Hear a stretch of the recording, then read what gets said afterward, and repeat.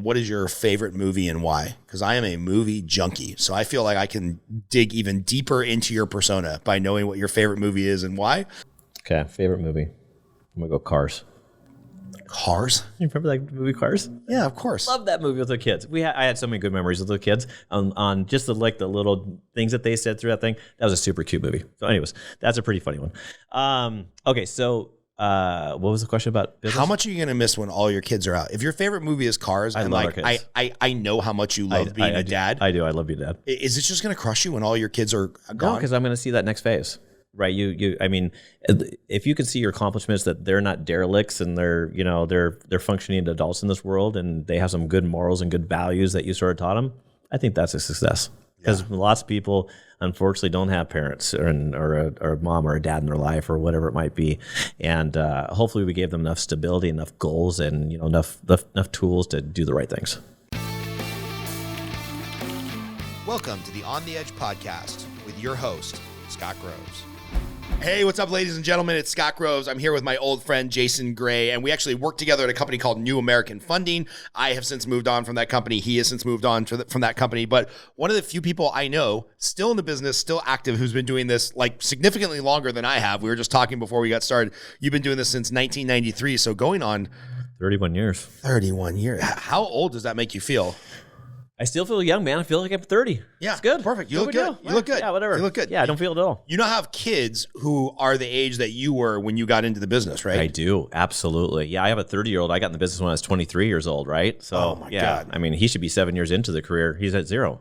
Oh my goodness. Who's we were talking about this, like who's going to take over your business, right? Because you've built 30 years of database. You've built something that like can spin off $1 million of revenue a year in a Easy. good year. Yeah, and, absolutely. And like, I mean, that's a hard thing to walk away from. It's not quite passive like an insurance agency, right? But are you talking to one of them about like, come on in? So it's a funny story. My oldest, I brought in he was in for like 2 weeks.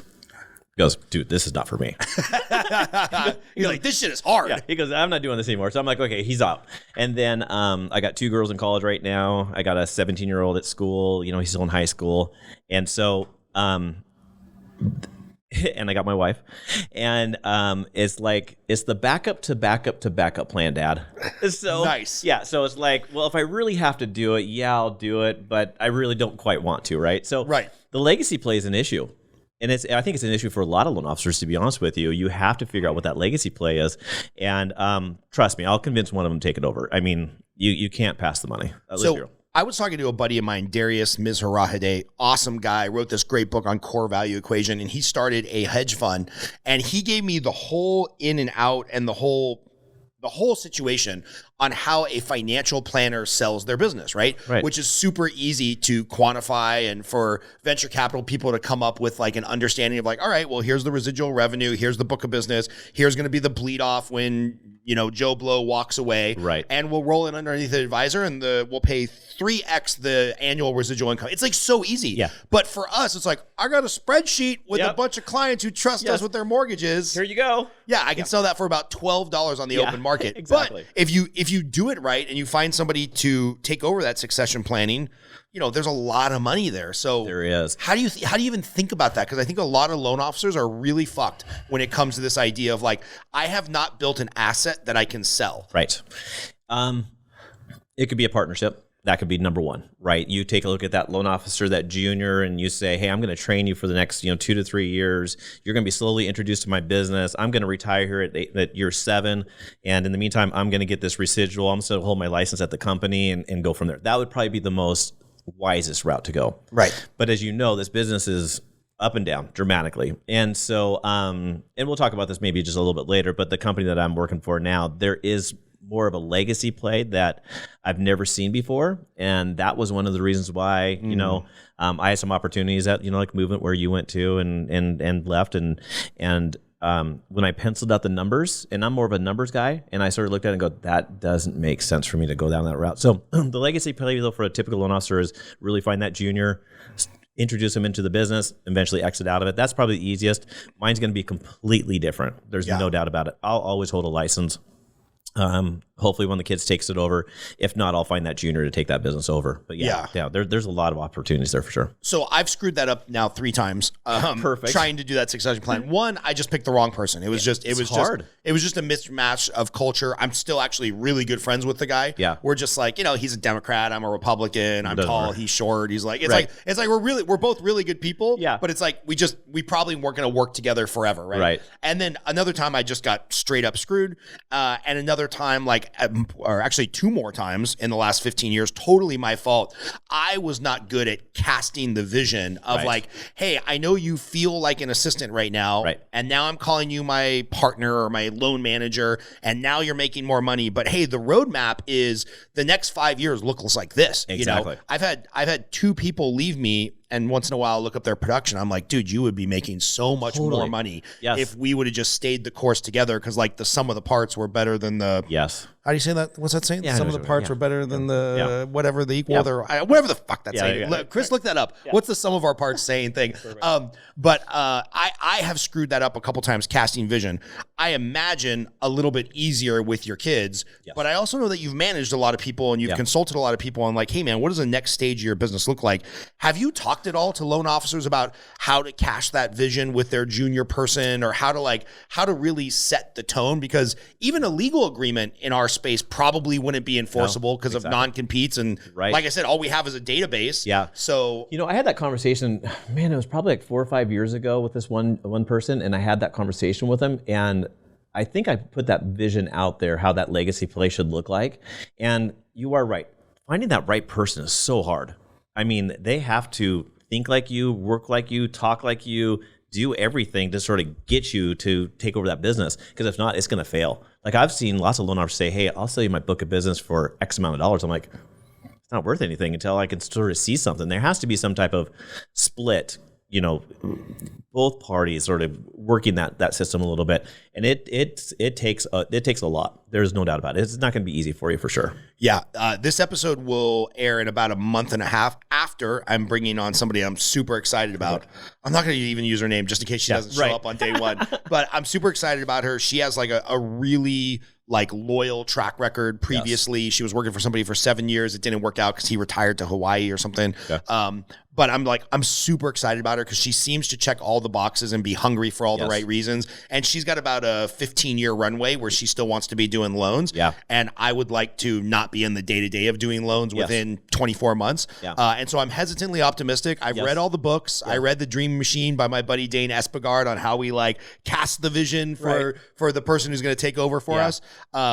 And who knows, maybe a podcast 2 years from now, I'll be talking about how I fucked it up again. Probably, right? I hope not. But it might be. And recreating yourself is really hard to do.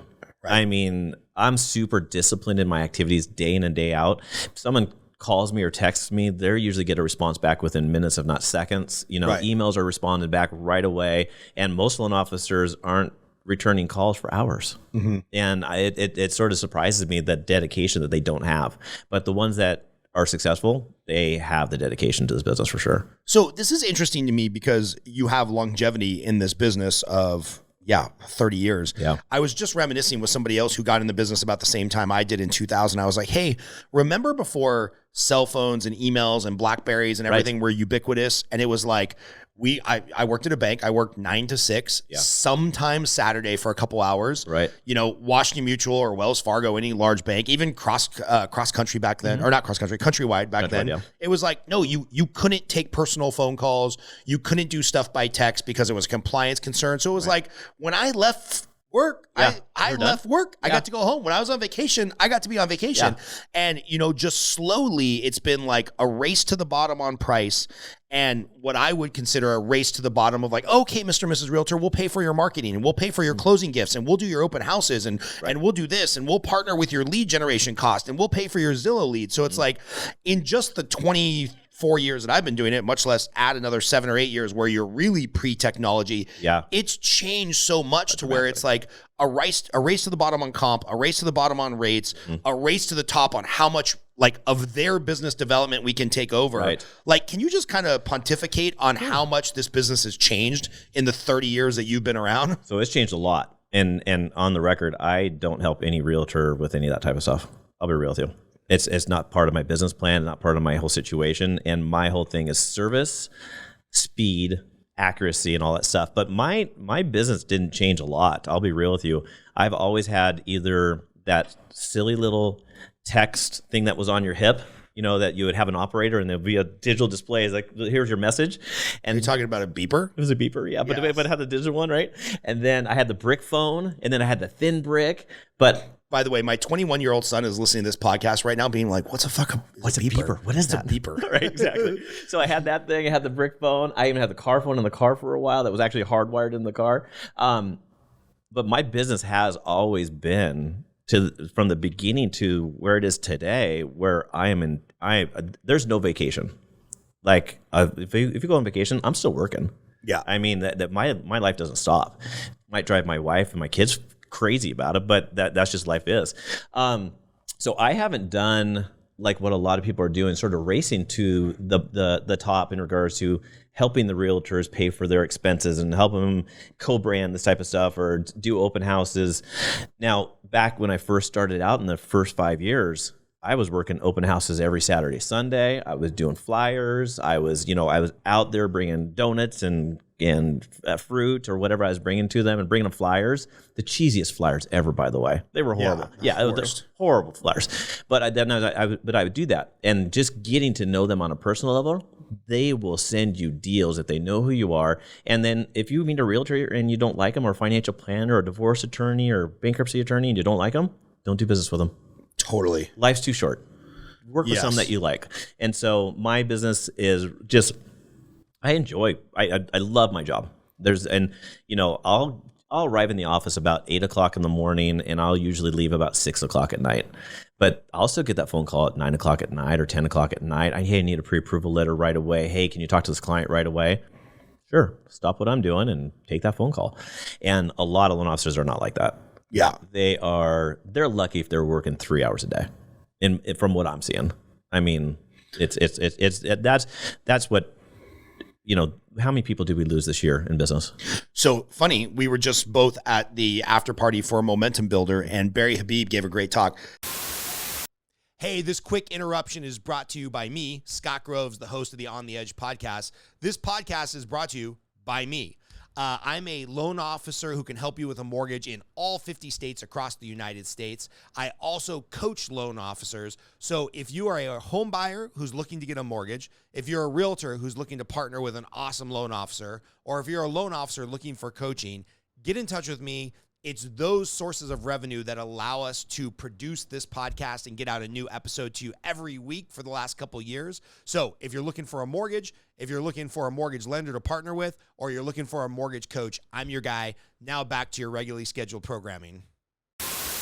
Since the height of loan officer registrations and licenses ever in 2022, we are down 51%. Yeah. And just in the last 6 months, so we're recording this in February of 2024, just in the last 6 months, they pulled this data of like the number of loan officers that have funded at least one loan in 90 days is down 31% in the last 6 months. So crazy. So we're down, from a height of 300 and something thousand loan officers to about 100, he said about 138,000 working loan officers in the business right now. And I suspect a third of those are dead man walking. 100%. They just don't know it yet. Yeah, and they are financially broken. There's no doubt about it. Right. Yeah, this business is not for the weak. You have to grind out on a daily basis, and you have to really, really work hard. I was telling you before we started this that I've got an assistant that literally has my calendar drug out for the day. If I don't get certain tasks done, like I was telling you, if I don't get my birthdays or anniversary video texts done on that day, or let's say it's lunchtime, she says, go sit back in your chair and finish those things off. No lunch for you. No lunch for you, right? No, nothing for you. So my schedule is pretty dedicated to disciplines that other people aren't doing. And they're simple things. And like when you do your coaching, it's nothing like mind-blowing here. Right. These are just basic disciplines that everyone should be doing, and they're just not doing it. And I don't understand why. To be honest with you, it frustrates me a little bit. Well, I have this line that I tell people in coaching where I'm like, hey, Most adults don't need to learn new things. They just need to be reminded of the shit they already know. It's like, if I want to lose weight, okay, eat less carbs, drink more water, move my body, go to sleep by 9 o'clock and get 7 hours. Yeah, I'm good. This is not rocket science. No. But there's like $1 trillion diet and exercise and nutrition industry around the fact that we need to be reminded to not be fat asses. Yeah, totally. mean, it's bonkers, right? You know, and I don't know why that is too, because, you know, trust me, I'm not perfect. I'm very undisciplined in a lot of scenarios, but I remind myself, I'm like, man, why didn't you do that? Right? And there's something that we all have in our brains that just sort of triggers someone. I don't know what it is, but there's something for everyone. And we all have our weaknesses. There's no doubt about it. But you're right. That industry kills it. So let me ask you, because I think this is interesting. This is an interesting like coaching thread to pull on. You have that moment of like, oh, I should have done that. Yes. So then I do it. But a lot of humans don't have the bridge to just do it. Call it discipline, call it environment, call it systems, call it, you know, you bought the coolest new widget app on your iPhone. So what do you think it is about you or how you've structured your business or your life or your assistant or your workspace where it's like, when I have that thought of like, there's this thing I should have done in business, you do it instead of being like, well, let me just scroll TikTok and pretend like I'm lead generating. I'm super competitive. I hate to lose. That's what it hate is. it. Hate losing. And if I figure if I don't make those 5 or 10 or 15 calls or those things I have to do, then that's 1, 2, or 3 extra deals I'm not going to get. And then if I see someone else on a leaderboard, I hate being second place. I can't stand it. Drives me crazy, right? And so if I see something like that, that's what drives me. The thing that drives me is just being, I have to be in that top 5 or 10. It have to be. And if I don't, I feel as if I'm a failure. Where do you think that comes from? Like, did mom not hug you enough, or did you maybe have like seriously three brothers you were competing for affection? As an only child, you know, loving family. You know, parents we were a low income family, low moderate income family for sure. Great family life, great everything. There was nothing that sort of triggered it. And as soon as I moved out, as soon as I left high school to have no college education, right? Me neither. Yeah, right. Just got out of there. I got in the restaurant business. And even when I was in the restaurant business, so I was a line cook, the managers from corporate would come up and I'd kill it.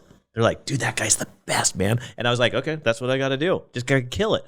And then at some point in time, something triggered in me that said, you got to kill it. And that's what I try to do on a day in and day out basis is just, I'm not going to sit there and look at YouTube all day long or play solitaire or what these guys are doing.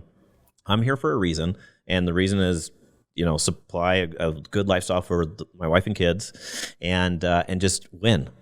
This is like so interesting in the like nature versus nurture like argument. Yes. Because almost everybody else you hear that's competitive, they have some crazy origin story. You know, I had a single mom, dad abandoned us. Nothing. I was going to prove to him how good I was. Right. Or, you know, I was picked last for dodgeball every time because I was the little kid on the plate. Like somebody's got I'm a redhead with glasses when I was a kid. Okay, Maybe that's what it is. Maybe that's what it is. You had to prove yourself to all the cool kids. Exactly. Yeah, but usually when people are hyper competitive, there's some crazy origin story. You know, I lost the high school football game and I've been driven ever since then. Yes. But it's like maybe it's just in your brain. Like this is just how are you wired? It's weird. You know, even early in life, I was always about trying to improve myself through good thoughts. I think thoughts have a lot to do with your success. I think if you think positively and you have a vision of where you're going, if you don't have a vision or a goal, you're screwed. Let's be real, people. If you don't have that, you are in trouble. But you really have to have that vision of where you're going to and how you're going to get there. And it's never a straight road. You know, it's always going to move. But if you're pointing to that right direction, you'll get there. And so I've always had that sort of drive of sort of having that vision and trying to push along. And then I'll lose focus. And I'm like, why are you losing focus? Why you suck right now? And I'm like, you've lost vision. You've lost that look. And so I can usually turn on, like, let's say volume comes down a little bit. I can almost visualize what's going to happen in the business, and I can turn it on a little bit, and that business will kick on right away. Yeah. So it's weird. Or if I know things need to slow down a little bit, because let's say I brought in a couple of recruits, maybe my staff's a little stressed out, I will pull my foot off the gas, coast, and it's like my business automatically slows down. And then when I need to push again, I can just push. And I can't explain it at all. Right. But I don't know. Have you ever experienced that at all? All the time. Okay, so I don't, and so great, because I don't have these conversations with people a lot about that whole thing. That I can just literally, I can feel it, talk to people, and then I can just, like I said, pull off the gas, get my staff to chill out a little bit. They need a little break. Then when I need to push, okay, I need some push. I need that income. I need to push and get this thing going again. I can literally push on the gas at any time. And you know what's crazy? Because it's never, when I've had these moments where I'm like, I'm kind of being a piece of shit. Like I got to get back to the lead generation, the activities, right? Noting the CRM on all the activities we're doing. It's never, the deals never come from where you think it is, right? No. It's like, it's not like I call Kenya and then Kenya gives me a deal. It's like, It's almost like the universe rewards you for just doing the right activities. Yes. And then all of a sudden, my buddy Joel calls me out of nowhere. He's like, hey buddy, it's been a couple of years since we talked. You helped me with some loans. I need an $800,000 refinance on my house in Calabasas to take out money to buy this $2 million mid-century modern. I'm like, why did the universe reward me for just doing activities that were not related to this guy's interaction? Not at all. Or it's like you get a group of loans in some random city that you haven't done a loan in 15 years. But now you get 5 of them in a matter of like 2 weeks. It's literally, it's the most bizarre thing in the world, but I think it's all mindset.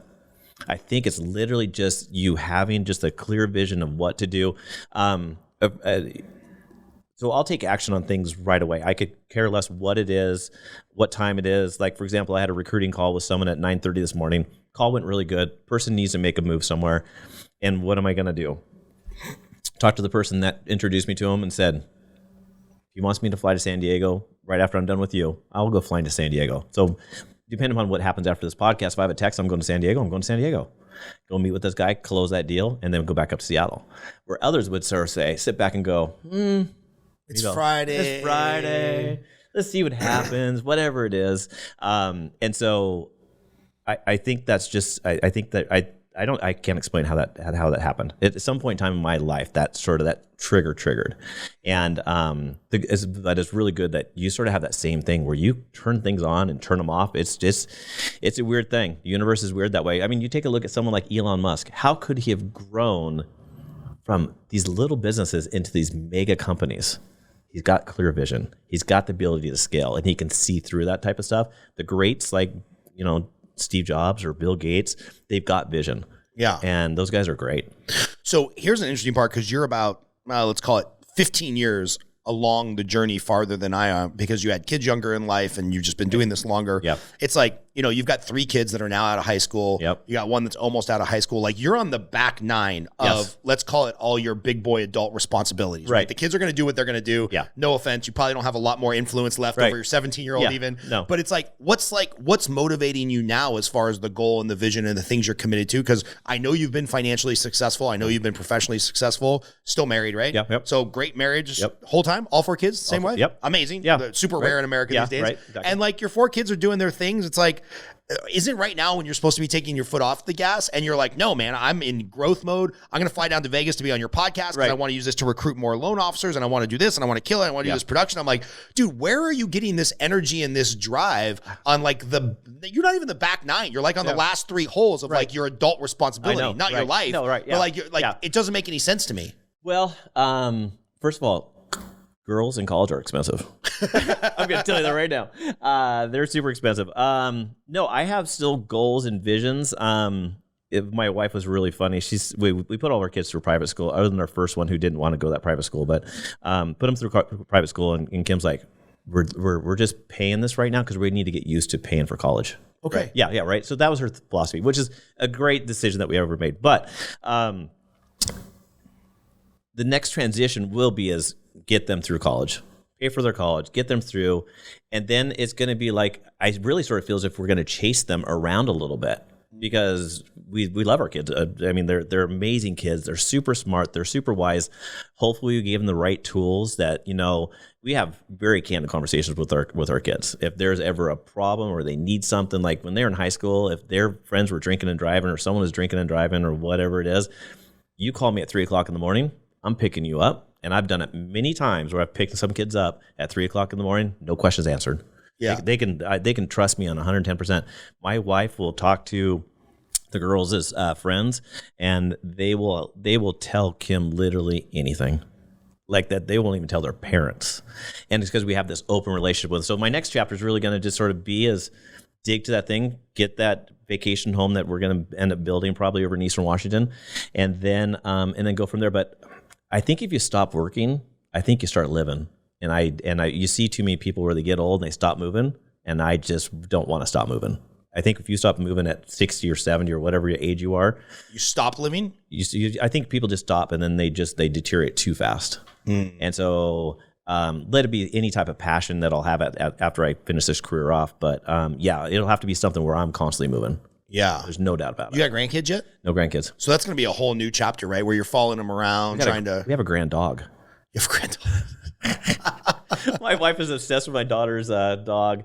It's the craziest thing ever. She's obsessed with the dog. So we have a grand dog. That's all we got right now. That's awesome. Yeah, it's so funny. So tell me a little bit about like career path. Like, how did you get started? What did it look like to get started? You mentioned like 5 years of just open houses and kind of all that old school hitting the streets. And then where had things changed? Where did you grow? Like, just tell me a little bit about your career, man. Some of the most fun companies you've worked for. Yeah, how I got in the business is I was running restaurants for a living, and one of my waiters said he got in the mortgage business and he needed to go buy a house down in Arizona, or not buy a house, buy a car down in Arizona. And so he goes, "Do you want to come?" So, yeah. So we bought a 4Runner and we drove back up, went to the Grand Canyon, and we're driving back up. And I said, "Dan, exactly what are you doing?" He goes, "Dude, I'm in the mortgage industry. I'm working for Norwest Mortgage, the best mortgage company in the world." And I'm like, "Okay." He goes, "You should do it. You kill it." So then he gets on his big brick phone, makes a call to this guy, this broker. It was called Hallmark Mortgage. And went there, and I did handwritten tills, handwritten good faith estimates. Oh my goodness. I probably did 500 of those things. And then he says, "Okay, you know how to do this now. You know how to do compliance." First month in the business, I go to the owner's house, and I said, "Can I go in your garage, look at all those closed loans that you did? Any loan officer that does not work for that company anymore, can I take their deals?" This is when rates were at 10.5 or 11% interest. He goes, 100%. So Bruce lets me in his house. Go there. I start writing down all these people's names, what kind of interest rates they had, loan amounts. First month of business, 10 loans. 10 loans your first month? First month. No one told me I need to lock in loans, how to do anything, nothing. So what happened? Mortgage rates went up. It just blew you up. Blew me up. So I was like, crap, this business sucks, right? And so the worst, this is going to sound bad to whoever's in this industry, the worst job I had to do was for 4 months. Maybe it's 3 months, 3 to 4 months. I had to go sell cars. Oh, the people I worked with, that at that point in time, that might have been a driver. If you think about that, maybe we're having like a counseling session. Yeah. That right there might have been the point in time where I said, I will never do something like that again. The people were just horrific. And so anyway, Gabe, who got me in the business, who's the same name as your son, by the way, got me in the business, said, "Okay, you can't talk to realtors for 6 months." He goes, "You can't do it." I go, "Why?" He goes, "You'll look like an idiot." And I'm like, "Okay, great." So perfect. So I did refinance for about 6 months, and then a good friend of mine, who I moved from Spokane to Seattle together, he was in the restaurant business, and I said, "I need a realtor." He goes, "Okay." He goes, "Go get your real estate license." He goes, "All right." So he gets his real estate license. I'm still doing business with him today. He's got a team of 40 people that work for him, and probably 30% of my business comes from his team. Shut up. Isn't that crazy? Like, when are we talking about? Like 95, 96? I knew him in 88. In 93, I got him in business in like late 93. Holy cow. Isn't that crazy? You made one of your good friends go get a real estate license so you would have a referral source. Yeah, because Gabe told me I couldn't talk to any other realtor. So I'm like, "Oh, fine, I'll find a realtor." So I made him a realtor. It was so funny. So anyway, so him and I still do business together.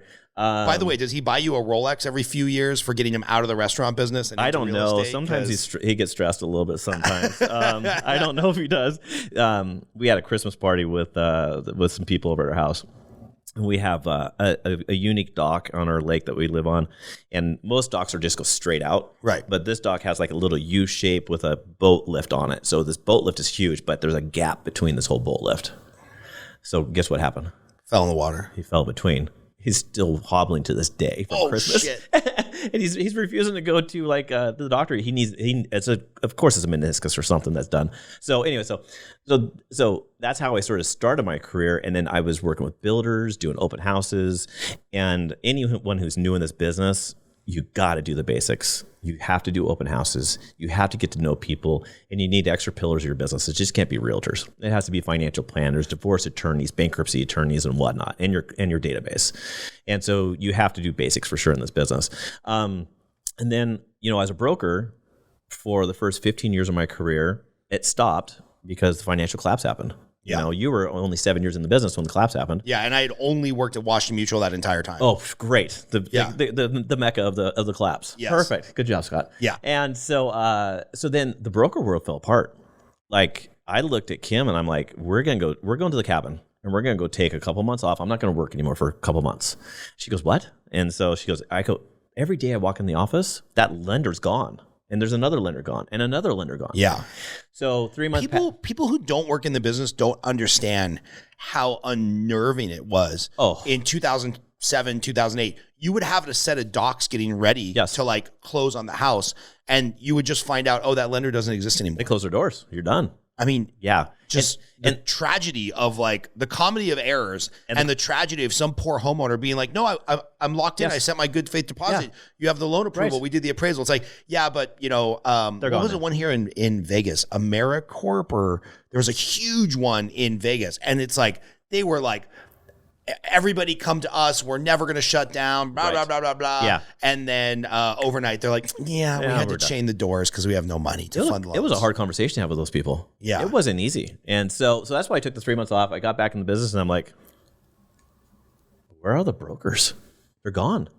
So then I got into the retail world. That's what got me into the retail world, was that piece.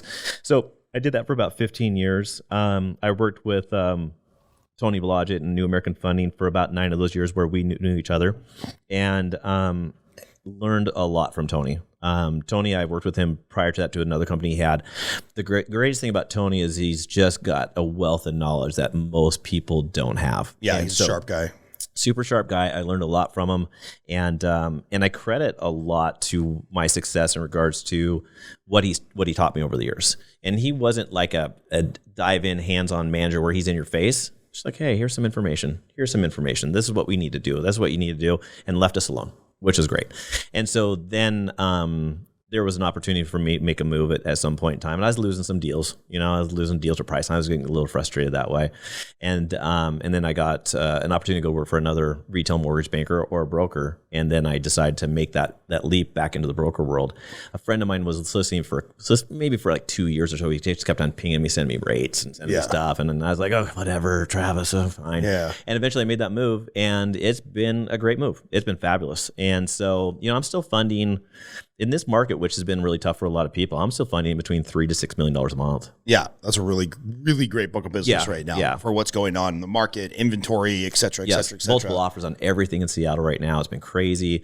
You know, you and I talked, we have these huge pipelines of pre-approvals. I'm probably 50 to 60 people deep. You're like 70 to 80 people deep of people that are ready to go, but things are just not happening. And so you know, I'm super old school. Do you look at spreadsheets? Yeah. Okay. So I still keep everything on a spreadsheet. I'm not a spreadsheet guy. I literally have a whiteboard on my thing, and I'm literally checking people off on a weekly basis that I've either talked with them or I talked with their realtor. Right. Monday morning, swipe it off. Do the same thing over the next week. You are old school. Super old school. It's crazy. Like I have my pipeline on here. I got my commissions on here, all this whole type of thing. I should really cover it up if a client comes in the office, but it is what it is. Whatever. Clients still come in the office? I haven't met a client in person in 10 years. No, I had a couple clients come in the office still. Yeah, it's pretty rare, but they still come in the office. So I find most people, you know, because I think one of the worst things about our industry is the infighting with channels. Like there's a place for retail people and there's a place for brokers. You know, I was bankers. Yeah, I was arguing with somebody. And I'm going to use his name. I don't really care. I was arguing with some guy, and he's like, well, yeah, the only place to be is blah, blah, blah, blah, blah. I'm like, yeah. Why don't you say that to Mickey Persigian? Mm-hmm. He's in Glendale, California. He's been at Wells Fargo for 20 years. Yeah. He's done $200 million a year plus for his entire career. And yeah, he only makes 60 bips. But guess what? He works 9 to 5. Yes. No weekends. Yeah. He's built out a great life for himself. And 60 bips on $200 million, a million something. And they treat him like he walks on water. That's a pretty amazing living. Yeah. So like, we're not in this business to save the whales. This is a for-profit business. Yes. I'm pretty sure if we compare that guy's W-2 and net worth to your W-10, he picked the right channel for him, right? For sure, exactly. So I just find a lot of people talk out of their ass. And one of the reasons I wanted to have you on is because you don't talk out of your ass. Yeah. And you have the experience of like 15 years broker, 15 years retail, back to broker for a reason. Yeah. Like tell us the good, bad, and the ugly about working in the two different like channels, right? Because there's pros and cons to everything, of course. For sure. And you know, I think there's definitely a place for brokers.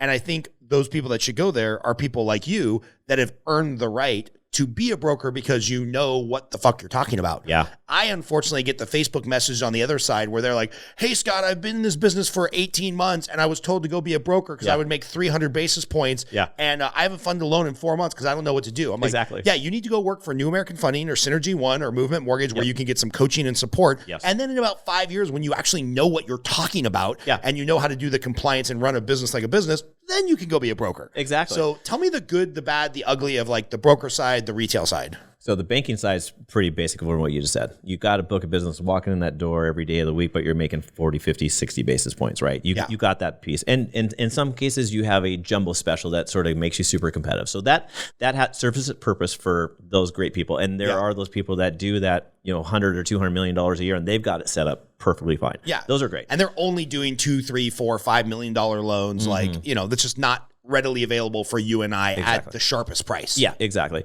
Then you got the construction loan guys and you got that whole piece. But then you get into the retail mortgage loan officer who has the support, who has the coaching, who has, they got a beautiful office space. They've got upper management that's taking a look out for them. They sometimes supply leads. Sometimes they don't. Pretty rare they do, but some companies do. And if they do, they're definitely giving you only 50 basis points instead of 120 or 130.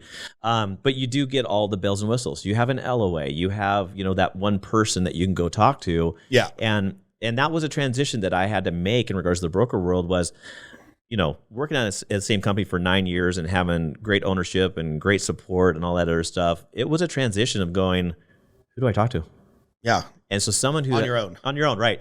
And so when I got introduced to the broker piece, I was like, okay, I'm going to focus in on these 6 or 7 top lenders that are either priced really good or I've heard good things about them, and that's what I did. So I took those 6 and I got to know the reps. What can you do? What can't you do? What can you do for me? What can't you do for me? And then these reps, which is interesting at the company I'm at with Nexa Mortgage, everyone's on Zoom calls. These companies that you're brokering to, there's 239 of them.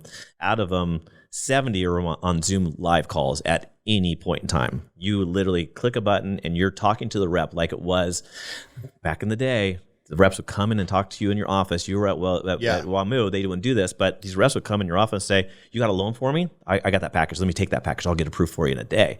Now you have these reps that are online and they're like, this is how you lock in a loan. This is how you disclose a loan. This is, I'll talk to the underwriter about this condition. You have a problem on this? I'll take care of it for you. Because they're making money on that deal. Right. So the Zoom technology has made it really, really good for the broker world. And then you get to saying, okay, now what can I do in this broker world that I couldn't do before? And you say, okay, well, there's an extra pillar of business I just wasn't thinking about before. Then you're looking at, well, how much am I making? Right. And you talk about the commission differences, right? And so, like I'm making 220 basis points with the ability to making 275 basis points. Well, what does that look like? And then what are my expenses? Because right now it's a business. So the typical loan officer will have no loan officer assistant, no office space, they work out of their house, and they're doing nothing. Right. And those guys can make 220 basis points and be done. But they don't have the help. And where the help is where the most important thing is. Those reps are critically important. And teaching those people, because I think people are coming into the broker world not with the support that they need. But I mean, I've hired 16 loan officers in a matter of 7 months now.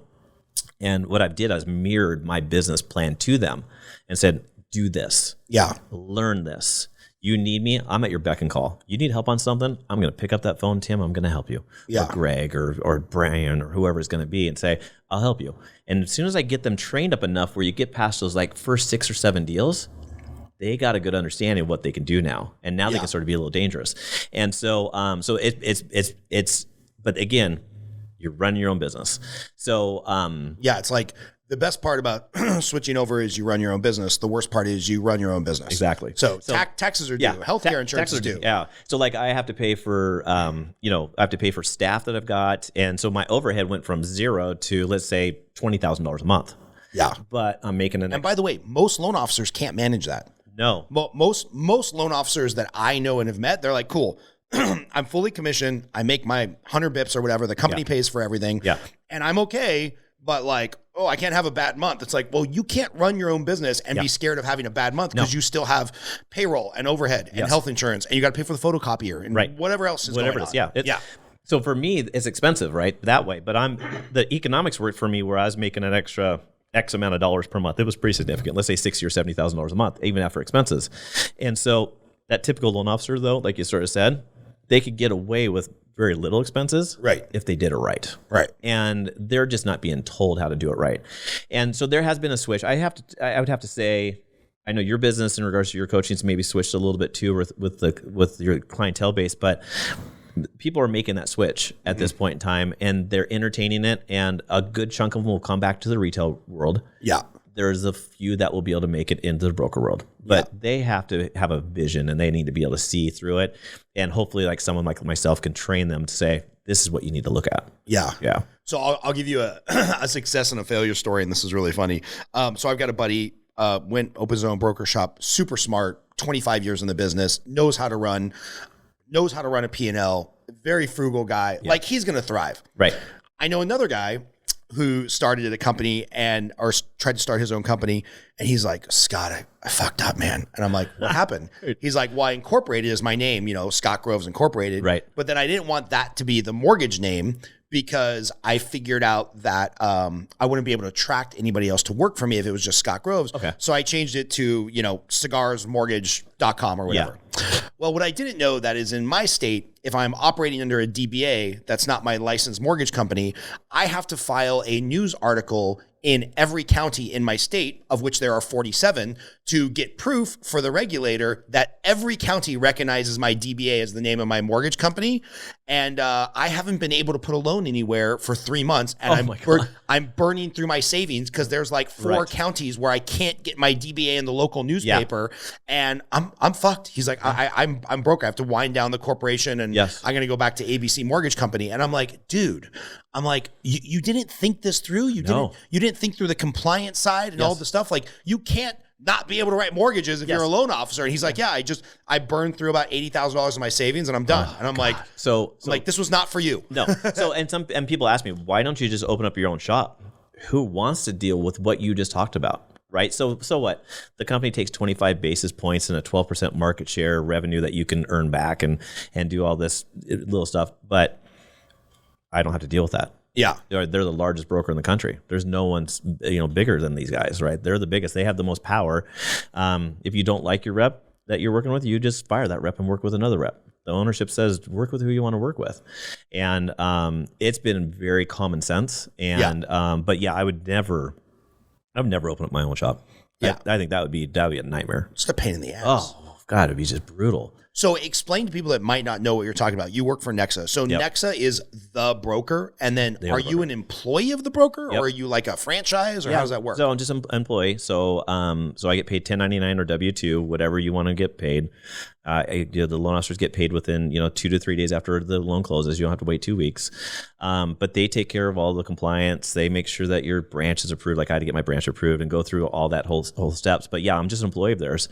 And then there's an opportunity for me to bring in people and make an override, like I did in regards to at New American Funding. But it's a little different. You get paid 4% of their gross revenue, and you get paid down 3 layers. So let's say I got you in the business, I get 4% on all your volume. You get people in the business, I get 4% on theirs, and the people that they get in, I get 4%. It stops. Interesting. So that 12% that I was talking about before, that's paying that upline. Yeah. Each one of those guys are getting through that. It's like the old Keller Williams model. Exactly. Totally exactly like that.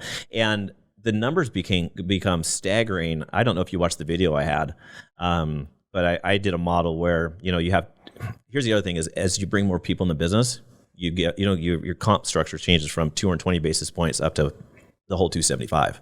They don't take a split. After you have 20 loan officers that are underneath you, and they're each closing 1 loan per month, company takes 0. Yeah. They take nothing.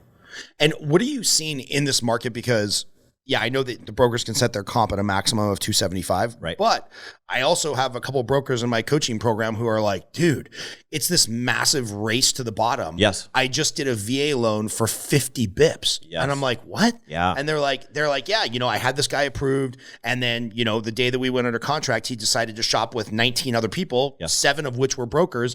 And one of those brokers, who's just trying to keep the lights on, would do it with, Rocket 75 bips. So, you know, I didn't really want to do an $800,000 loan for 50 bips, but $4,000 is better than $0. Yeah. And I'm like, well, there's the danger in everybody controlling their own pricing. Cause I can tell you there's times where like I've had to go to the well and maybe I lean on the P&L of my branch to like do a loan at a loss. But if it's when it's your own money and it's your own decision, like it's kind of easy to like, I don't know, abandon all of your sales skills and just race to the bottom on price. So, knock on wood. I'm knocking on wood right now. I have not lost a deal since I've left, which is incredible to say that I have not lost a deal. And that's part of this conversation. I have a notebook just like this in my backpack, by the way. I write down my conversation with my client. I pre-qualify them over the phone. I ask them some questions. Hey, have you spoken with any lenders? All that type of stuff, right? Oh, and you're a professional. I'm a trained professional. I'm a trained professional. And so if they say they're working with someone else, ask them who and why. And it's usually like, Jason, I love you. Love the conversation we've had. You get straight to the point, you dig in and you go. But if I know I'm going against a broker, I'm going to pull a skinny deal. Totally fine. But if you look at my pipeline right now, I say 80% of my deals are at full comp, 275.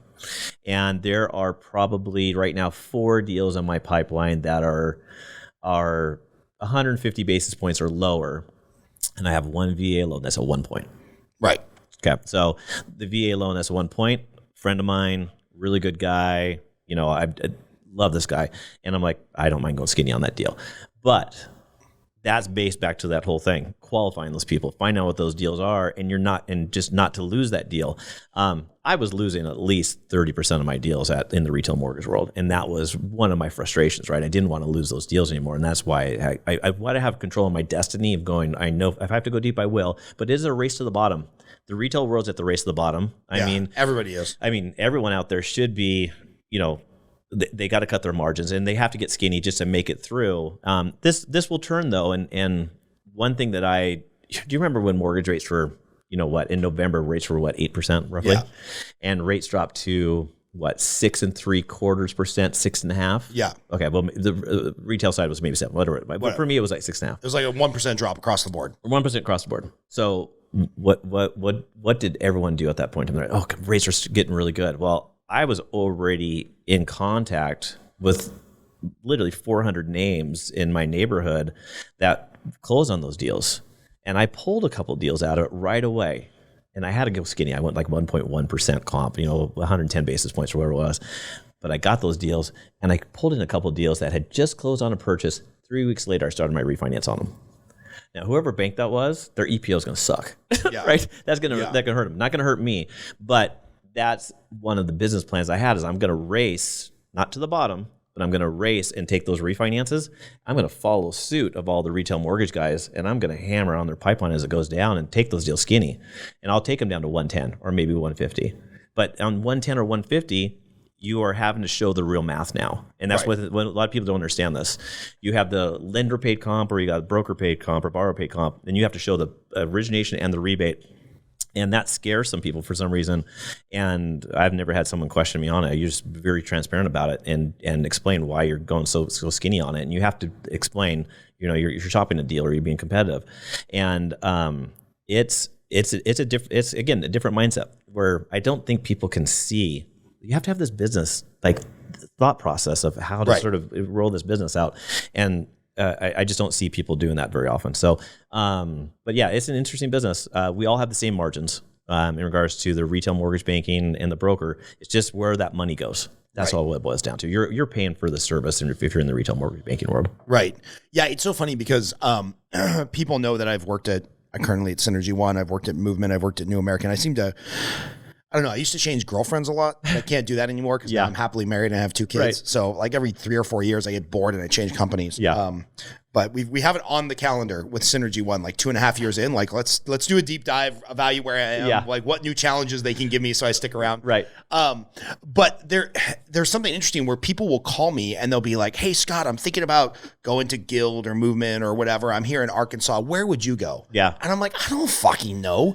I'm like, because what it really matters, to your point of like, all the margins are the same. It's just where that money is allocated. Exactly. Is the Arkansas region of New American Funding or Synergy One or Guild, are they allocating it to like top-notch managers that are going to help you grow your business. Right. Because if that's the case, they're worth their weight in gold. Or the mix in business, maybe it's more gubbies and you're making more money. Yeah. Or has this company truly invested in a suite of technology that really works well together? Like that's one of the things I'll say at previous companies we have worked at. Yeah. The technology, we nicknamed it in our branch the daisy chain of fuckery because like this didn't work with this. Yeah. So it's like, I mean, there has been moments in my career where I was paying a $60,000 salary to an assistant just to like make all the systems work together. It's like, okay, you got to put in the CRM over here, right? And then you got to put in banker this over here, and then you got to put in PC this over here, and like nothing will work together. And like one of the things that I was pleasantly surprised with Synergy is that they're batting way above their pay grade or way above their average on all the technology working together. Yes. So it's like that's worth its weight in gold 100%. if you're at the right company. And so I always think it's funny when people are calling me and they're like, well, should I go broker? Should I go to movement or should I go to this? And I'm like, where are you at? Like, what are you looking for? What is your, it ends up being like a 45-minute conversation. And they're like, well, I just thought you were going to just tell me which company to go to. And I'm like, I have no clue. Like, who are you? You qualify them. What support do you need? Like, and it just blows my mind how people are willing to make these massive career moves without thinking through like 5 or 6 basic questions. Yeah. 5 or 6 moves ahead. I mean, honestly, you have to look at those things ahead because like every individual is completely different. There's no doubt about it. And some things that one person needs, the other one doesn't need. And that technology piece, like in the broker world, you're responsible for all your fees, right? I mean, if you want MBS Highway or you want Jungo or you want whatever it is that you want, coaching or whatever, it's coming out of your own pocket. And so I think you're very more intentional with where your dollars go to. Yeah, because in the mortgage industry, it is super easy to get $2,000 to death. Yes. Hey, I signed up for coaching. I signed up for MBS Highway. I signed up for Mortgage Coach. I signed up for Social Survey. I signed up for social media. I just saw Neil present. His program's now like $4,000, and it's like all of a sudden you're like, how did my credit card balance get to $16,000 and I don't have revenue coming in right now? Oh, totally. It's brutal. It is brutal, and sometimes those systems do you no good. I've worked with some loan officers where they're like, oh, I got this plan. I'm going to do this. I'm going to do that, but they never take action, and that is a real big problem with a lot of loan officers. They don't take action. So I know that you ran a pretty like prudent financial model on retail, and now you're responsible for all the money. Yep. So how do you evaluate where you spend money, right? So it's like, we'll use MBS Highway as an example or coaching as an example or whatever. How do you evaluate the return on investment? Yeah. Are you using all the tools and you actually know what all the tabs in the software you just paid for actually do? Like, how do you evaluate where you spend money? I'm still so old school, Scott. I'm so old school. Like, do you remember the old good faith estimate? Mm-hmm. I still have that. So I have it in an Excel spreadsheet, and I literally use that for all my business. And everyone that comes in interviews with me, and I show them that old GFE, they're like, "You're still using that thing?" But it looks really cool. So the only technology I use is Jungo. I use MBS Highway, and that is literally it. And I use my spreadsheet, and my qualifications are literally like your notepad right there. I'm literally talking to a client on the phone, and after 15 minutes, I'm like, okay, you're going to qualify for a conventional loan. Go ahead and apply. I'll call your realtor right now. And they're like, that it? So that's it. Just do what I asked you to do, and you're going to be fine. Yeah. And so, I go through, appreciation and tax benefits and, why it's so important for you to buy a house. But I'm incredibly old school. I'm really archaic. I'm sure the technology, I'm going to lose that battle at some point in time. Right. But I'm not losing the battle yet. Well, Jungo's best in class if you can figure out how to use it. Like Dana, that's all she does. Anything built on Salesforce is like, dude, I need a full-time Sherpa to carry my shit up the hill of the CRM battle. Yeah. I think Dana's been on a Zoom call with them probably at least 12 or 15 times. Yeah. Until we finally got our heads wrapped around it somewhat. Yeah, it's a lot. It is a lot. It is a lot. And we're still not using it to our full potential. There's nowhere close we are. It's almost like you have to hire someone in that company and say, you're in charge of it. I'd pay someone to do that for sure, actually. Yeah. So going back to I take the application in my little notebook. I'd love to hear just, as a coaching tool for some loan officers that are listening to this, like what are some of your rapport building questions, or how are you getting to like the heart of the conversation so that they don't shop you, so that they don't think they have to make 5 other calls? Because I think if you can be the first call and you can shut down their desire to shop, well, then that's half the battle. Doesn't really matter where your rates are. Yeah, or even if you're the second call or third call and you blow them away, Yeah. That's the key. Do you want to go through a role play? Yeah. So give us some of your rapport building I'm questions. calling you, Scott. Call me. All right. Ring, man. ring. Hey, Jason, thanks for calling me back, man. I need to buy a home, man. My wife's pregnant. Okay, awesome. Okay, and you referred to me by Scott? Mm-hmm. Okay, great. Scott's a great agent, by the way. I love that guy. Worked with him for many, many years. Okay, so what I usually do, just talk to you about what your finances are, trying to find out what your goals are, and let's just sort of do you mind if I ask you a few questions? Yeah, no problem. Okay. I'm super well qualified, except for the down payment. Okay, cool. All right, so let's go and talk. So what's your income per year? I make like $750. About $750 per year. You're really well qualified. What do you think about for your down payment?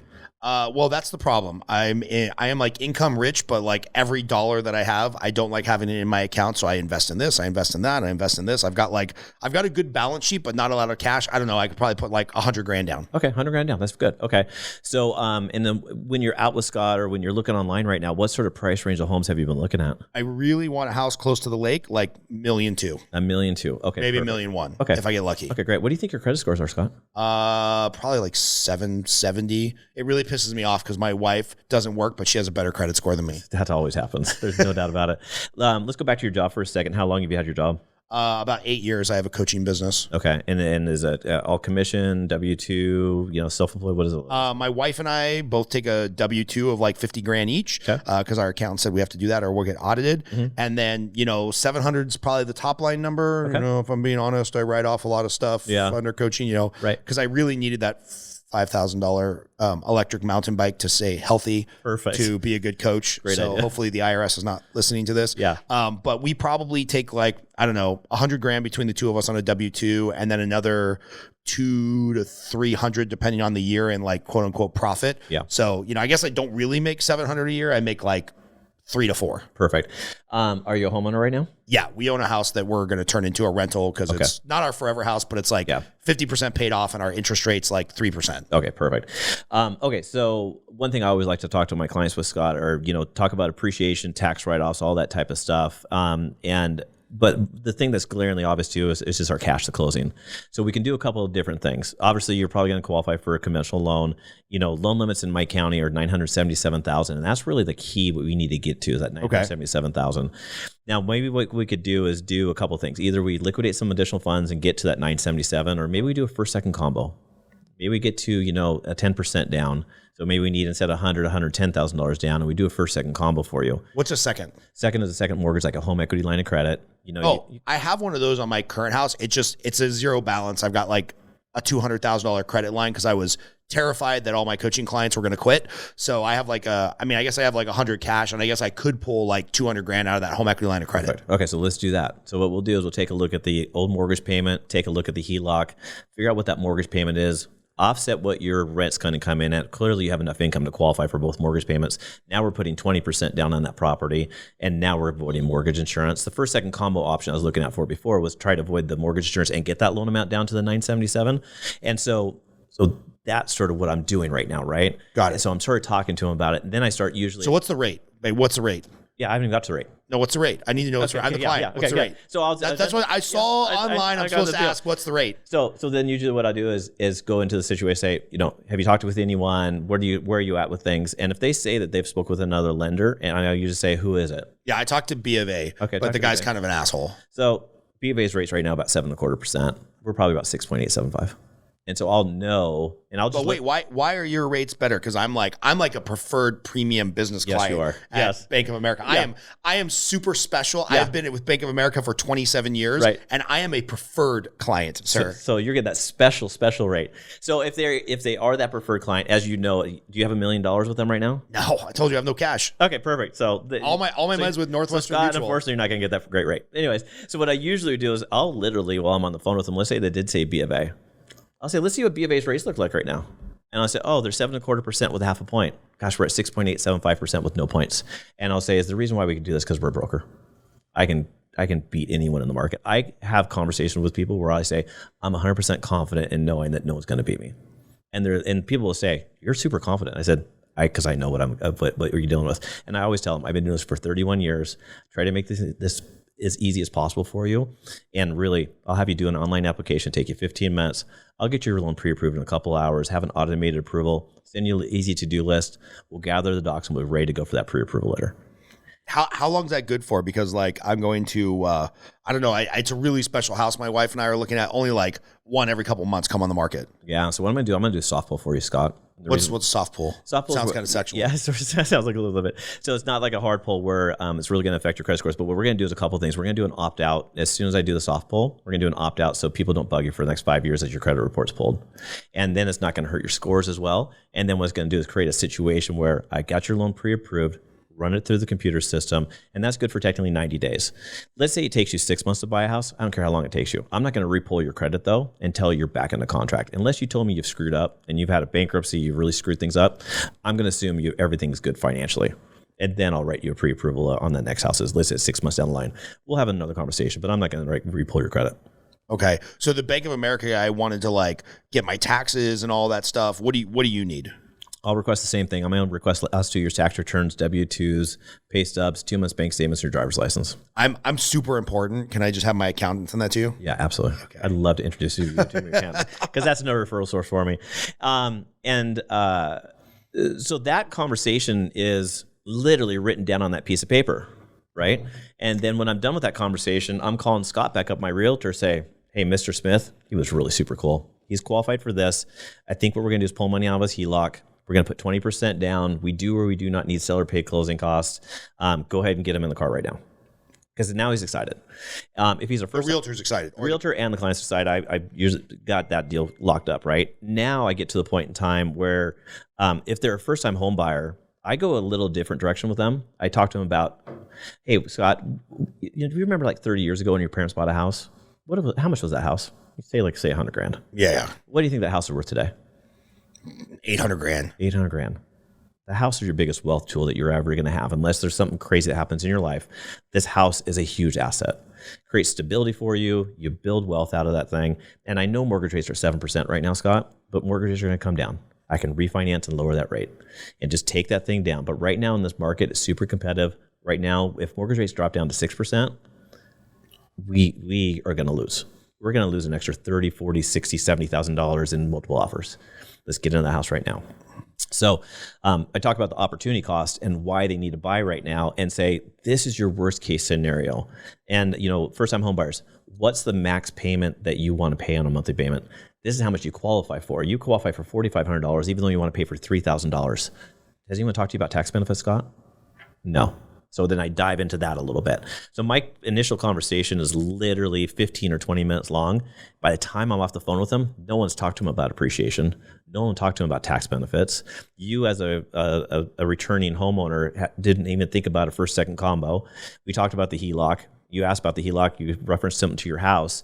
Where are the other assets? They're not having those same conversations with either the B of A guy for sure. For sure. They're not having that. That guy was a teller 6 months ago. Exactly, right? If I'm going against you, it's going to be hard. But more than likely, it's not you. You've been to those seminars? Yeah. You look around your competition, you're like, that's what I got? Dude, I have been asked some questions where I'm like, forget about being a loan officer. I wouldn't trust you to serve me froyo. Yeah. How do you function in life? It's scary sometimes. Yeah. And so that's why the close ratio in regards to, and I explained to the realtors, we need them pre-approved. We need to communicate.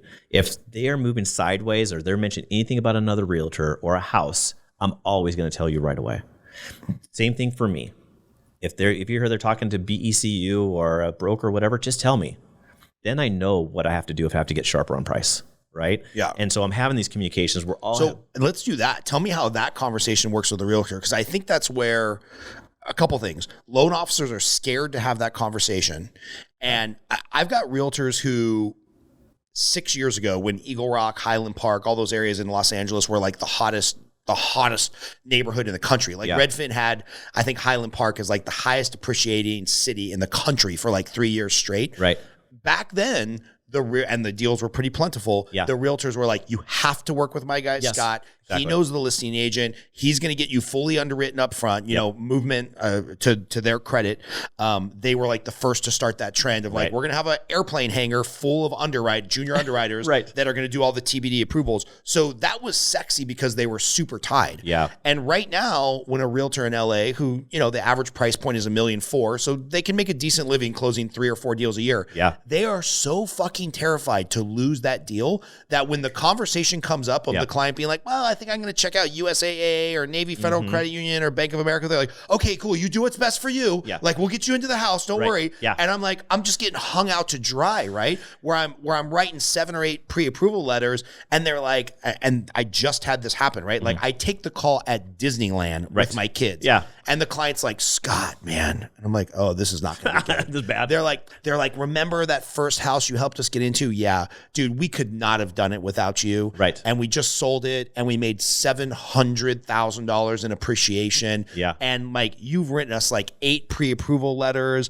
and you educated us, and you helped walk my husband through that really complicated issue with his law firm because, you know, he was just becoming a partner, and we needed a ton of paperwork to prove that he was on the same path financially because now he's not a W-2. Now he's on a K-1. Like, she went through all the things. Right. And then she was like, and I forgot to tell you that we had called JP Morgan because we have $1 million on deposit with them in like our IRA, and our law firm has their business accounts there. Right. So, you know, rates were at like 7. They're like, they're going to give us 5.75. Can you beat that? Because we'd love to work with you. Yeah. And I'm like, no, I can't. Yes. And then I called the realtor and I was like, hey man, did you know that they had doubled app with JP Morgan? She's like, oh yeah, but like I didn't want to scare him away from selling the house because I needed the listing. Yeah. And then like I didn't want to scare him from shopping because they were like living in Airbnb. Like, was I supposed to tell you that? Yeah. I was like, you think? Yeah, thanks. You think maybe before I spent like 18 hours helping them do this all? Right. Like, they don't sell their house unless I spent all the time teaching them how to get qualified for the next house. And I'm just like, what the fuck? Oh. So how do you have this conversation up front with the realtor of like, hey man, I know it's a tough market out there, but you got to tip me the fuck off. Yeah, no, I'm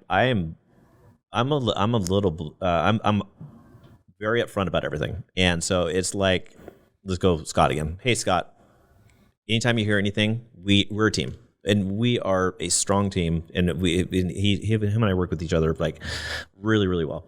And it's, if I hear anything, I'm going to let you know. You hear anything, you let me know. If anything starts going sideways, I'm calling you right away, and there's no bullshit. I tell the clients, the reason why you're working with me is because I've been doing it for 31 years. Number one, people know who I am. If I say that the pre-approval letter is going to go, it's going to go. Right. And I have a reputation that I will uphold to make sure that those deals go through. And so my whole thing is that situation that you're dealing with right there. I would have told the client, I would have said, hey, here's the best rate I can give. I've done all this stuff for you. I really appreciate your business. I say, go ahead and go with the JP Morgan deal, and I'll get you on the next deal out. That's all I could say. That's all you could say. Because there's nothing you could do about it. But if the agents informed me, then I can go deep, go skinny, do whatever I need to do and try to win over that deal. But I always say to the clients is usually like, you know, are you going to get a hold of JP Morgan Chase on the Saturday or Sunday for a pre-approval letter? No. Yeah. You know, are you going to have the conversation you're having with me? No. Yeah, does it cost you a little bit more? Yeah, but trust me, I'm going to get you out of this when mortgage rates come down. And that's about the best you can do. If you were hearing that situation, you just got to sort of talk your way through it, and you might lose a couple deals here or there because that's just a reality situation. You're not going to win them all, but you'll win a good chunk of them if you can sort of talk with them. But yeah, I tell my agents all the time, if you don't get me involved early, the likelihood of that deal closing and it's not going somewhere else goes up way higher. Maybe you have a 70% close ratio with me, and maybe at that time you have 40% because you've lost control over the situation. Yeah. And so so I try to, numbers wise, I usually just try to tell them it's in your best interest to get me involved. Yeah. Yeah. I had a realtor leave me, I should have saved it because it's like the sweetest voice message I've ever got from a partner. And we closed this really tough deal where like she was actually the listing agent, and the buyer's lender was just a moron. They couldn't close the deal. I got the package. I'm like, this is a slam dunk. Like the whole time I was working on it, I was like, I'm worried that like the other lender is going to come back and be like, oh, surprise, we can close. Yeah. And I was like, this is not that hard. There was a little bit of like, there was a little bit of hair on it, but nothing gross. Yeah. You know, it wasn't Bigfoot. Right. And so we closed it, and she called me and she's like, you know, and the voice message was so nice. She's like, I just want to tell you, Scott, that like you just, every time we do a deal together, you remind me why we work together because you are a bad motherfucker. Yep. And she's like, I'm going to be honest. I cheated on you a little bit last year, but that other lender was a moron and literally talked one of my clients out of buying a house because couldn't have a conversation about the tax benefit and why the payment was totally in their range of affordability. Yeah. And she's like, you got all my deals again. I'm so sorry. It was just like, it was a nice message. That's a great call. That's a great call to get, right? Yeah. So that was cool. But, you know, again, you're like 15 years ahead of me with the kids. So I want to go back to something you said about, you know, me walking out at Disneyland to get out of line to talk to a client. And you said, you know, I'm on a vacation, I'm working, right? Yep. And there's two thoughts in my mind that are at odds. One is my good friend, John Vroman, who I'm in his mastermind called Front Row Dads. And the idea is like family men who own businesses, not business owners that are trying to make time for their family. So there's that thought of like, you know what? I'm not going to work on vacation. Like if I lose the deal, screw it. Yeah. Because one of the things that he said to me is like, hey, Scott, like when you're older on your deathbed, do you think your kids are going to care more that like you had a 5-bedroom house instead of a 4-bedroom house? Right. Or do you think they're going to care more that you were at their soccer game? Yeah. Right. Exactly. And that hit me hard. Totally. So there's that thought. And then there's the thought of like, you've probably been able to spend $1 million on private school and college, and your kids probably really appreciate that they're going to get out of college without $200,000 of debt as an albatross around their neck. So how do you square that? Or maybe where have you screwed up and where have you done it right? Of like, yeah, there's a certain sacrifice my family's had to take because of this business. And you're still married, not divorced, like many loan officers we know. Yeah. So how do you balance those two conflicting thoughts? So I've attended every one of my kids' sports. Everyone, automatic. I don't care if rain or shine, whatever's going on the schedule, I'll always be there, 100%. I think it's really important as a parent that you're there for them on that part in time. Now, if I take a call, it's a 10-minute call. It's not like it's a 2-hour call. We're talking 10 minutes out of the situation. If there's something super important going on, of course, I'm not going to take that call. I'll call them back in 10 or 15 or 20 minutes or an hour. But it is... I think I try to balance as best as I possibly could. I'm not perfect, for sure. Let's be real. No one's perfect. But I think I've sort of done as best I possibly can in regards to be there, supporting them, listening to them, you know, hearing them out. And they all know, I mean, since they were little kids, I mean, that's what dad just does, right? And again, they're super short conversations because I know what environment I'm in at the time. And so, and I don't drink very often, so you're not going to get me like I'm 9 o'clock at night, you know, loaded or whatever. Yeah. It's usually like I'm usually in pretty good shape across the board at all times. Yeah. And so, but yeah, it's been a balance. It's been a balance, and hopefully I did it right. Let's put it that way. I think I did pretty good. Yeah. So, yeah. And do you preface those conversations with a client of like, hey man, I'm at my kid's soccer game, but I've got 10 minutes for you? Or like they'll hear something in the background. I'll just sort of say, hey, I'm at the kid's soccer game right now. It's halftime or whatever. This, you know, what can I do to help you out? And they go, oh man, I'm so sorry. I said, don't even worry about it. I'll help you. And then when I get back to the office, I'll take care of whatever you need, or I'll text someone, whoever needs to take care of it, get my assistant on the phone and get it taken care of. So I will usually tell them, or like, let's say you're at Disneyland. Hey, I'm at Disneyland right now. What you soccer I got? Okay, well, perfect. Let me help you out right now. Oh, you're at Disneyland? I'll talk to you later. No, let's talk about it. It's no big deal. I'll listen to what you got going on, and I'll have my assistant take care of it. It's no big deal. So that's usually how I'll handle that situation. How long has your team been with you? Because this is one of the most fascinating things about you, I think. Melanie's been with me since 2001. 23 years. 23 years. So she wasn't my assistant the whole time, but I've had long-term assistants. Debbie was... she was a bulldog. She was great. Then Melanie, I worked with her, and I said... Melanie was struggling as a loan officer, and she's like, she's a technical person. She's like the crossing the T's, dotting the I's person. And I came up to her and I said, Melanie, got an idea. Why don't you do some loan origination? But I'm losing Debbie. What do you think about taking Debbie's role? She's like, oh, okay. And about 3 or 4 hours later, she comes up. She goes, you're tricking me, aren't you? And I'm like, no, I'm not tricking you. I just know what you can do. And so then I convinced her to come on board. My executive assistant that's working for me, she's worked within my family or in our family in different capacities for at least 15 years. So she was our nanny. She worked for Kim when she was a realtor. She was her assistant for that. She did some... Wait, you made your wife a realtor? My wife was a realtor. Amazing. Yeah. So she was an appraiser back in the day. That's how I met her. So she was cute, and I was like, okay, I'll hook up with that chick. Anyways. No offense to any of the appraisers out there. Yeah. Not a lot of cute women doing appraisals. Not a lot of women, period, doing appraisals. Yeah, exactly. Good for you for finding like the only one. Yeah, thanks. And so she retired about 7 years ago or something like that. And family life and balance, and she's actually back to school right now, which is great. So she's back to school, and she's going to go to school and become a radiologist. So that's awesome. She goes, kids are almost out of school. I got to do something. I'm like, got to do something because I'm never here. Yeah. So so my team is great. I've got a really, really good team. They're smart. What's the secret to keeping somebody for 20 years, right? Because we all have bad days, people get other opportunities in our business. If you accidentally hire somebody who's like high skill and high drive, they end up leaving you and taking half your database, so how have you found these people that are like obviously highly skilled, highly intelligent, but maybe super happy in that co-captain role? Like what's been your secret to longevity with having these team members? They get paid well, right? Yeah. I'm not stingy with money. If they ever need something, they can do anything. If they ever need to take time off or they need something to done with their family, family's number one. They can do whatever they want to do. I always tell people families first.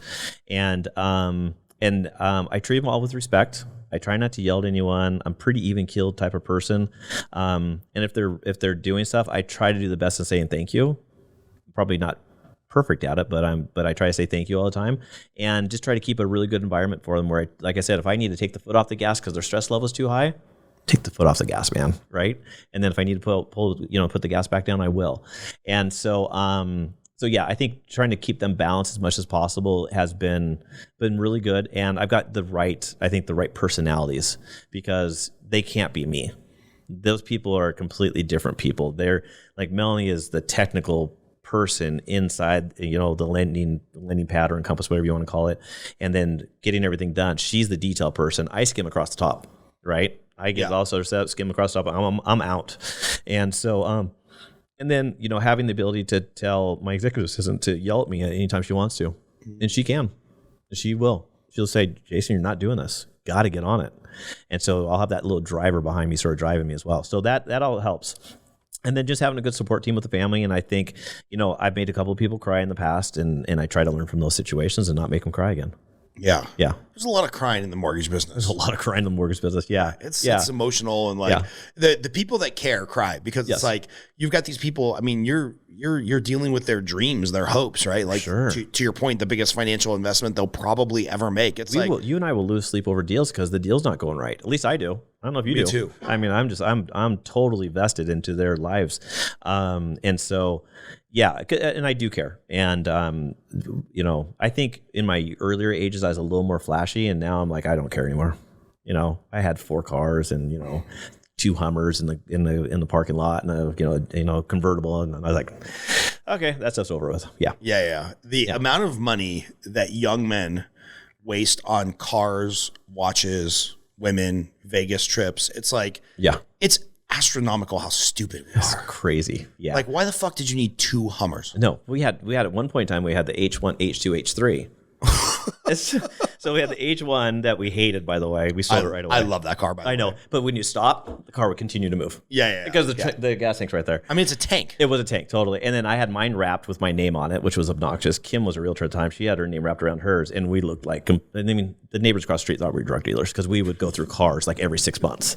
And his name was Randy Johnson. So I always think the baseball player, Randy Johnson. Randy would come over and go, what are you guys still on drugs? Or what are you guys doing over there? I'm like, dude, I'm just working. That's all. You're like straight out of the Ozarks, right? You're totally. Like, we launder money. We do. That's cartel. all we don't sell exactly. the drugs. Yeah. That was a great series, by the way. That was a great series. God, that was a great series. So people spend a lot of money on stupid stuff, and I've learned that over time for sure. What are the indulgences you have now that you spend money on? Like, you're like, that's still my thing. Like, for me, it's cigars, obviously. Anybody that's ever watched this podcast, but you live on a lake. Do you have like just a silly boat, or what do you spend money on? We've got a really nice boat. You live on the lake. It's not cheap. We have a wakeboard boat. It's a Nautique. We do have a couple of nice cars. There's no doubt about it. Trust me. And then my vice is playing poker. That's my vice. Really? That is truly my vice. Yes. So did you play it all when you were here? Of course I did. Yeah. Yes, of course I did. Yeah. I went to Bellagio last night, played poker for a little bit. And then I just enjoy, back to that gamemanship, I just enjoy trying to win and outplay someone else. And I usually don't play the cards as much as I play the person. Yeah. So if I can pay attention, I'm usually pretty on top of it. And if I'm not, then I lose my tail. But yeah, that's my only vice really. What have been some lessons from playing poker that you've brought into the business world? or vice versa? That's a good question. I can't think of anything, right? I mean, I was just sort of thinking, fake it till you make it was a big keys. I mean, that was one of the big things I did. But yeah, I can't really think of anything. But I mean, the best thing that taught me anything is personalities was waiting tables. Say more. So when I was in the restaurant business, and I was 18 years old, and I was line cook, and then I was waiting tables, and then I was running restaurants before I got in the mortgage business. You could walk up to a table, and I knew exactly what was going to happen to that table. Their personalities by the first couple of words that came out of their mouth. Really? Yes. It's probably one of the best training devices anyone could do. Go wait tables for 6 months or a year, because you get to know people quickly, and you're not saying you're a chameleon, but you can transfer how you act to that individual table, and that will make things move around. So yeah, so that was probably one of the best advice I could give someone. Get in the restaurant business, wait tables for a year. Could you tell like what type of tip you were going to get before? 100%. Oh, interesting. You could tell just how they're going to be a bitch or not a bitch. I mean, you could tell everything. It was crazy. Yeah, that was a great learning experience. So yeah, that was really, really good. So you know how they tell you, you need to mirror the tone of the phone call with people. I tend to mirror sometimes those phone calls when they're starting to go sideways. Yeah. If you can sort of feel them go sideways, I'll change my tone a little bit to get that deal going. And then the other thing is good advice is smile when you're talking to them. Smile comes across the phone like nothing else. Totally. And when I'm off the phone, it's like, hey man, thanks for the phone call, or hey, good, hey, nice to meet you, friend, or whatever it might be. Something that just makes them feel at ease. Right. I think that last little sentence makes or breaks some of those deals too. It's so funny. I was one of the few speeches or TED Talks that I watched at Momentum Builders was Jeremy Forcier. Oh, he's awesome. Habitual $200 million producer down in San Diego. Yeah. And just so like, for who he is and what he's accomplished, he's so humble. Yes. When they did the introduction, he's like, I'm Jeremy. Yeah. I like Italian sausages. Right. And it's like, he's not giving his, bio or his what. And one of the things that he said is, hey, man, when you're doing your prospecting calls or your scheduled application calls, you have to come to those phone calls with big energy. 100%. Standing up, smiling, shoulders back, because that comes through the phone. It does. And in this market where like the clients are just getting bad news, where there's like 10 offers, your interest rate's going to be higher than you want. Oh, you can't have an inspection contingency. Oh, you're screwed. The seller has all the cards. Yeah. He's like, if you don't come to those calls with big energy and you're excited about them buying a house, good luck. Yes, you're not going to get that deal. You cannot win them over with logic if your emotion is not in the right place. 100%. You have to be, I'll stand up all the time talking to people. I'll be smiling.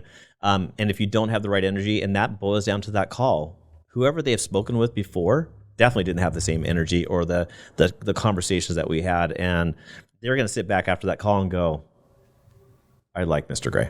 He's our guy. Right. Yeah. Regardless of whatever he's saying, that's our guy. And that's really easy to do. The frustrating thing for both you and me is I'll help anyone in this business. If you work for me or not, if you're listening to this podcast, you need advice on anything, I'll give it to you for free every day of the week. Yep. And but it's frustrating is that we say these things and they don't do it. They don't execute. Mm-hmm. And they just need to execute. I know it's the discipline piece, but you just need to learn these scripts, practice them, and do this whole thing and be completely genuine on the phone. Because it's not about the scripts. It's just knowing what to say at the right time. Yeah. You know what I'm saying? Yeah. I have a good friend, Cole, who we've had on the podcast a couple of times, and I invested in this little software that he came up with called Fledge. It's like a contact management system. Right. So it's basically taking your whiteboard and just putting it in digital form where it's like, all right, here's the 30 pre-approvals I got to call this week. Yeah. It's very cool. And even though he annoys me sometimes because we're like brothers, he's like the little brother I never had. He said something that I thought was so profound because I invited him to a couple of our coaching events and we had some free tickets to some other events, and he's back to coming to events. But for like 2 years, he was like, Scott, I don't want any more inputs. Yeah. I just need to go through the notebooks and the workbooks and all the stuff that I have from these events. Yeah. And I need to implement it because I realize I've been taking in too many inputs, too many podcasts, too many business books, and I'm not doing anything with it. So he spent like 2 years just kind of as a hermit developing this software called Fledge, and then also not going to any of the mortgage events, just pulling out the notebooks and being like, okay, what did I say I was going to do? Yeah. What's the systems I really need to improve on? What are the scripts I need to listen to? The business books I've already read that I need to re-listen to. Yeah. And even though it bugged me because I didn't have time to hang out with my friend at these mortgage events, it was like, oh, that's super, super mature for somebody who's only a couple of years into the business. So maybe we can close with a couple of these thoughts. Like if you were giving somebody brand new in the business and somebody maybe 10 years in the business who's just got their teeth kicked in the last 18 months, right? Like the new people don't know what they don't know. This is just the normal for them. Right. But maybe speak to the new loan officer and if there's any difference of suggestions or coaching, ideas for the person that's maybe been in 10 to 20 years who's just feeling a little beat down, a little jaded. Like what advice would you give to the new guy and the seasoned guy who's feeling beat down? So as a new guy, learn the craft as much as you possibly can. Attend open houses, talk to your database. You need to look outside of different pillars than just realtors. You need to look at financial planners, divorce attorneys, bankruptcy attorneys. Those are pillars that will always go on regardless of the economy. Those things have to happen. But you need to be out, and it's going to be uncomfortable. You're going to walk into an environment not knowing anyone, and you need to put your costume on or your cloak on or whatever you want to do and be whoever you want to be and pretend like you own the world and just have fun. You just get to know people. And as you get to know people, they'll work with you. So that's for those first time people. You just need to just dig your heads in and go after those refinances and debt consolidation loans and eventually get comfortable with those realtors. The loan officers that got their teeth kicked in, which there's a lot of them, you need to go into your database. You need to do a birthday text message. You're going to pull out your phone and you're going to go like this and you're going to do your little phone and you're going to say, hey, happy birthday or whatever it is. Happy 51st birthday. It's JSGray, New American Funding or Nexo Mortgage or Movement Mortgage, whoever it is. And that's it. You're not selling on that call. But on your anniversary calls, you're going to do the same thing. You say, hey, I want to say thank you for your business. It's been 2 great years. Thank you for your referrals. Because you're going to say thank you for referrals, even though I gave you no referrals. You're going to thank them for them. And then you're going to utilize that as a video text. And then you're going to then remind them to give you a call if you ever have any questions on any help on anything. So go back to the basics on doing that. Then go back to your realtor partners and explain to them why you're better than everyone else. Do you have a bridge loan program? Do you have this program? Do you have that program? What can you do to get them some extra business? Go to your realtor and say, hey, what deals did you lose in the last 12 months that you are pretty bitter that you lost these 3 deals? Give them back to me. Give them to me that you lost from a different company. Give me an opportunity to work on those deals. Think outside the box a little bit. Try to earn them some more money somehow. And then they'll come back and you go, you know what? Jason came up with a solution. He got me 2 extra deals. I saved you 2 extra deals. Try to start working with me again, type of thing. Yeah. You got to just go back in there and do that. The rookies are going to have a little more difficult time, but just think about it. There's 40% people left in the business. Yep. Lots of businesses still out there. Trust me, those deals are still going. You just gotta go after and get them. Yeah, I was shocked at some of Barry's numbers that 30% of the market right now is still refinances. Yeah, exactly. So these people are like, "Wow, there's no business anymore." I was, I screwed up in 2020 and 2021. I was 2021, 2022. I was too refinance heavy. Yeah, and it's like, well, okay, true. And there's still a whole lot out there. Still a lot of refinances. Learn from your mistakes. When that refinance boom happens again, still do those deals. But you need to allocate 2 hours a day or an hour a day or whatever it is, focusing in on your purchase business, focusing on those divorce attorneys, the bankruptcy attorneys, the financial planners. You got to continue to do that. Don't just put the blinders on and just crank on the refinances. Learn from those experiences, learn from those mistakes, and don't do it again. Love it, man. Yeah. I always like to close with 2 questions. Again, we're filming this February of 2024. We're a little bit ahead, so this will probably come out in about a month or so. So going into this year, whether it's personal, professional, the business, what are you most looking forward to? And then what is your favorite movie and why? Because I am a movie junkie. So I feel like I can dig even deeper into your persona by knowing what your favorite movie is and why. And then thing you're most looking forward to for, you, your family, your business, the overall market, your neighborhood over the next year. Okay, favorite movie. I'm going to go Cars. Cars? You remember that movie Cars? Yeah, of course. Love that movie with the kids. I had so many good memories with the kids on just the little things that they said through that thing. That was a super cute movie. So anyways, that's a pretty funny one. Okay, so what was the question about business? How much are you going to miss when all your kids are out? If your favorite movie is Cars, I know how much you love being a dad. I do. I love being a dad. Is it just going to crush you when all your kids are gone? No, because I'm going to see that next phase. right? I mean, if you can see your accomplishments that they're not derelicts and they're functioning adults in this world and they have some good morals and good values that you sort of taught them, I think that's a success. Because lots of people, unfortunately, don't have parents or a mom or a dad in their life or whatever it might be, and hopefully we gave them enough stability, enough goals, and enough tools to do the right things. Love it, man. Yeah. So, in regards to business, I got a very distinct business plan for my business in regards to production and the people that I bring into the business for this next year. I've got a very lofty goal, and I think, and again, I haven't really worked hard enough at some of this business, like the recruiting piece, because I really need to get my feet wet and dig into it. But I mean, I think I could build at least 40 loan officers by the end of the year into who I recruited in, and then help those guys get their next couple levels down. And the numbers become pretty staggering. I will make way more money on that piece of the puzzle than I would originate any day of the week.